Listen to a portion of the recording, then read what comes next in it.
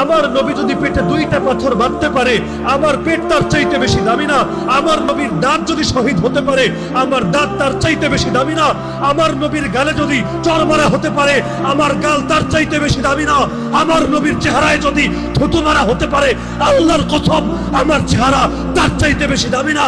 আল্লাহর নবীর চাচাকে যদি 70 টুকরা করে তার কলিজা চিবিয়ে খাওয়া হতে পারে, আল্লাহর কসম আমার বাপ চাচা তার চাইতে বেশি দামি না?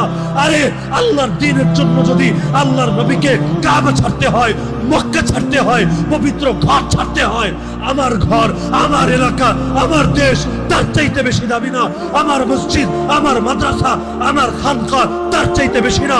আরে প্রয়োজনে দুনিয়ার সব ছাড়বো, প্রয়োজনে নিজে শহীদ হব, প্রয়োজনে আমার স্ত্রী বিধবা হবে, আমার সন্তান এতিম হবে, আমার বাপের কোল খালি হবে, আমার মায়ের চোখ থেকে অশ্রু ঝরবে, কিন্তু আল্লাহকে সাক্ষী রেখে আজকে বলে